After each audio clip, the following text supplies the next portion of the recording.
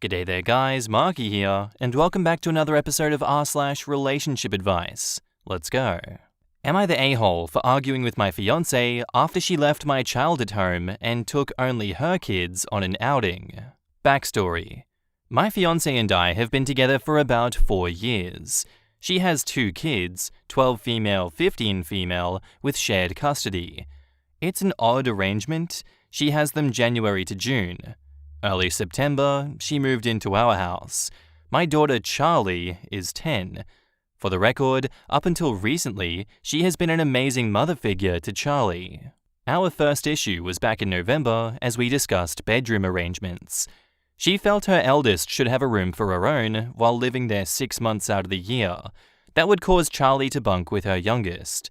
I, however, did not allow it because that would encroach Charlie and likely cause her to feel alienated in her own home.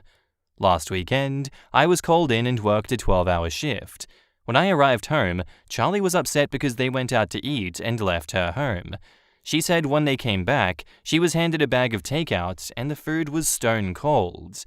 I asked my fiancée to elaborate, to which she confirmed taking only her girls out to an early dinner, then took them to play mini-golf. Hence why the food was cold. It sat in the car as they played. She kept deflecting to the food, saying she didn't expect her to eat it cold. She could have warmed it up herself. I kept insisting that it was extremely rude to exclude Charlie from the outing. She came back with, "But I brought her food home." And she then asked, "Why is it okay for you to go out with just Charlie?" That's different. In the last 30 days that her kids have been here, Charlie and I have only gone grocery shopping or on one occasion took her cat to the vet. That can't even be compared to what she did. We didn't come to any sort of agreement. Friday, she was taking her girls to the dentist. On the way out, she made the snarky comment, "I hope this doesn't offend Charlie too." It pissed me off that she said that. I called her feral. We both later apologized, but she then started the argument back up. She said that it was so rude of me to argue about her taking her kids out. She further said, "I don't see my kids for 6 months. Excuse the hell out of me for wanting to spend time alone with them." I understood her point, but I felt like we could periodically plan separate outings on the same day so no one feels excluded. She kinda threw the bedroom ordeal in my face and said, "My kids might feel alienated from their own mother if they can't enjoy alone time with me." She made the pointless remark that her kids have no problem with her doing things with Charlie while they're living with their father. She further argued that there will be many times when Charlie will be excluded because of the age gap between her and the eldest. I told her that if she expects things to work out, she would need to treat Charlie as one of her daughters. She said that I was entirely missing her point because I don't know what it's like having shared custody. Me scolding her for spending time with them, as she said, was a bare-ass move. OP has offered the following explanation for why they think they might be the butthole. We just went through the first month of my fiancé's kids living with us. For the most part, things were okay until my daughter was hurt from being excluded and disregarded as the stepkid. I called her feral for disregarding my child. My fiancé said she should be allowed to have private outings with just her kids, and has stood firm on that. I think I might be the a-hole for expecting her to include my child in everything. I understand where she's coming from, but I feel like this particular incident, she was wrong. In the comments, not the a-hole. She left a child at home alone, knowing you were working a 12-hour shift, and then brought her cold takeout? That's just plain mean. Are you sure you want this woman in your daughter's life? After trying to kick her out of her bedroom for 6 months of the year, I'm not impressed by her care for her stepdaughter. Also, weird that she doesn't even consider what that would be like for her younger daughter too. Like thrusting 2 kids who don't know each other into a bedroom together. A bedroom that belongs to one of those children full-time is a recipe for her younger daughter to feel like crap too. And OP replies, "Yeah, there was that part too. We've all known each other for 4 years, but my child hasn't lived with her children up until recent. It was just weird to me that she expected her youngest and my kid to share a room when they have never lived together. They get along great, but that doesn't mean sharing a room would work out, especially this being the first go-around. Maybe next year the two can share a room. If it was her house, things would be different. But Charlie was brought home here. She's had the same bedroom all her life. I mean, yeah, hey, I'm moving my fiancé in and her kids are gonna bump you out of your room.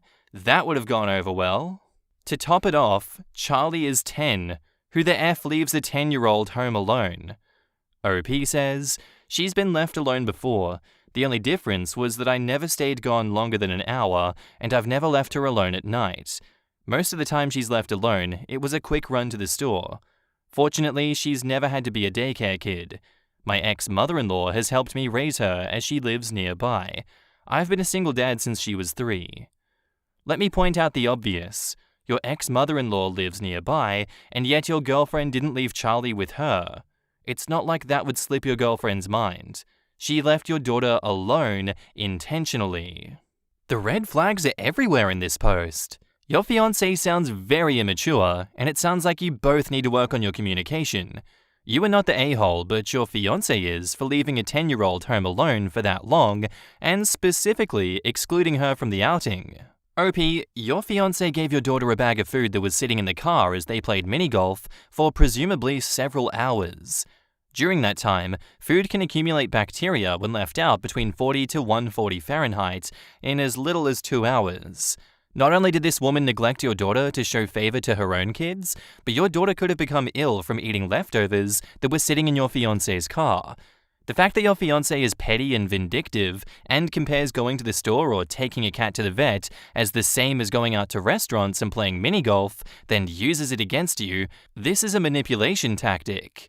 Please take a long thought about whether this woman should be living with you. She may seem like she was a good motherly figure when she's around you, but now you see how she acts towards your daughter when you're not around. Not the a-hole.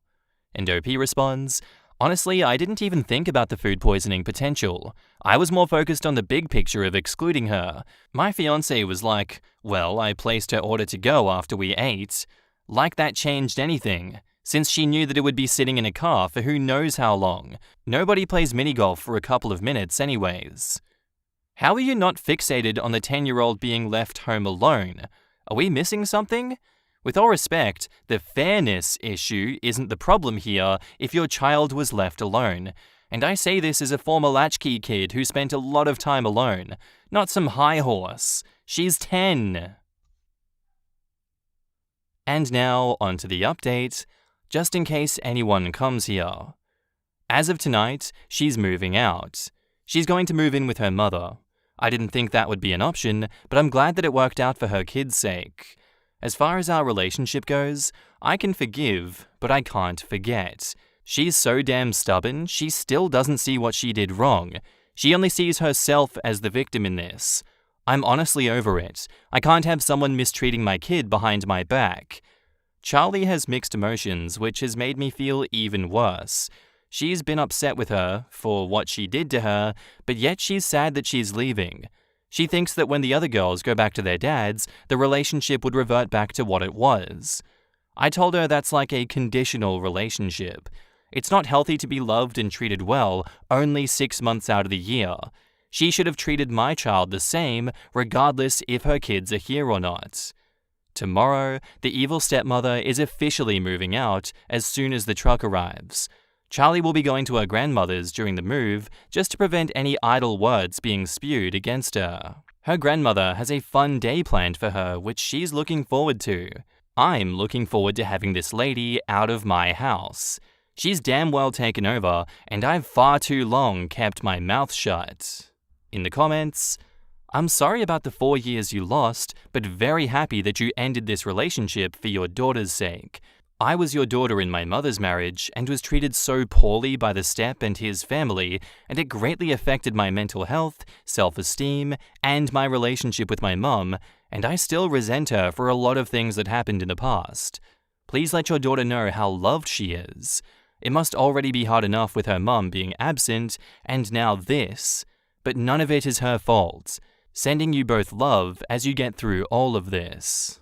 Shout out to an effing awesome dad here. That is such a great lesson to instill in his daughter, not only because it's setting her love map on the right track at the age that it starts absorbing things like that, but Her dad has also shown her that she is worth more to him than anyone else in the world, that she is worth standing up for and being taught how to stand up too.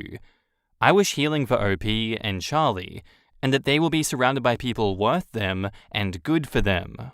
While it absolutely is a good idea to spend quality time with only your kids, or even only your stepkids from time to time, to make sure your kids can deal with a new patchwork family situation, it's wild to think it's a good idea to leave a young child alone at home so you can take your kids on an outing.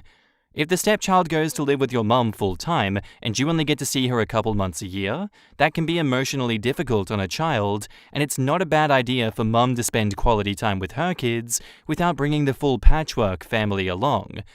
But this person seems like she only used that as an excuse to neglect her stepchild. OP dodged a bullet. Our next post is titled, "Am I the a-hole for not forgiving my stepsister for crashing my car? My stepsister, female 21, crashed my, female 18, new car after I told her she couldn't use it again."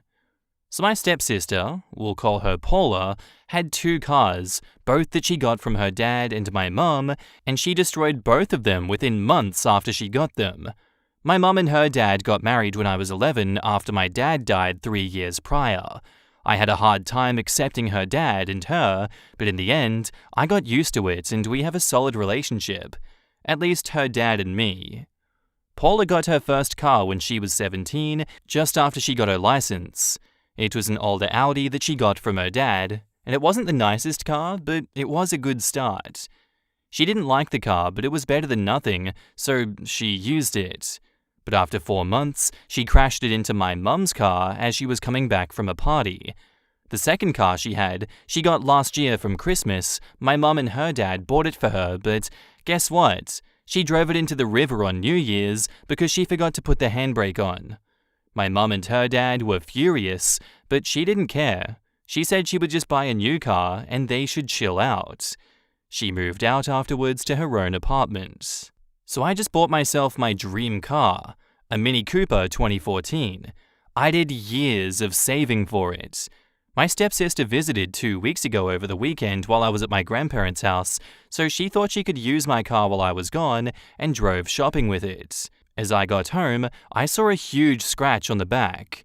I asked my mum how it got there and she was clueless. She didn't know that Paula took the car while they were sleeping. Paula, looking all innocent, said she took the car on a little shopping tour because I wasn't using it. I was so angry at her and said if she ever uses my car again without my okay, I would kick her ass to the moon and back. And she said she was sorry and that some idiot did it, not her. When I was coming home today, I saw my car crashed into the wall in front of our house and Paula and my mum and her dad standing beside it. I was furious. I asked what had happened and why my car was in the wall. Paula said she'd accidentally crashed it because she wanted to drive to the nail salon and she confused the front and reverse gears. I exploded. I screamed at her that I want her to pay for the car and that she was a horrible person. She didn't even look guilty for destroying my car, and she should never drive a car again in her life because all she does is cause accidents. I stormed away and locked myself in my room. Her dad said that I should forgive her and that it was an accident, but we were sisters. I was shocked and so disappointed in my mum because she said nothing against it. I said that she wasn't my sister and I would never forgive her and I would move to my grandparents and that she better pay for my car or I would sue her. He said that I was a brat talking to them like that and that not forgiving her would make me a bad human being. So am I the butthole for not forgiving her? In the comments, not the a-hole. She stole your car, drove it, and then wrecked it. She did not have your permission to use it, therefore it was stolen. Personally, I'd report her to the police and press charges. If that doesn't get her attention, then I'm afraid nothing will. The facts are clear. No permission to use it, plus person uses it anyway, equals theft of car. Yup, this. Plus, OP's insurance rates will go up if it's an accident that OP allowed. Call the police and report it as an unauthorized use of the car. Call insurance and make sure they know that the driver was explicitly prohibited from using the car. Take the payout from insurance and buy a new car. Stepsister can then deal with the insurance companies collecting from her or her insurance. If that means that her rates go through the roof, or she has legal problems, too effing bad. And now, onto the update.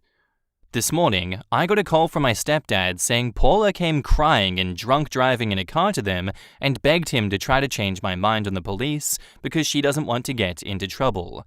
He said if I go to the police, my uncle won't do anything for me and that I'm no longer welcome at home. I just got back from the police station and filed a report of theft and damage to property against Paula. Turned out Paula and her dad called the police and said that I would frame her and that I crashed the car into the wall. So I'm on the way to a lawyer to help me with all of that.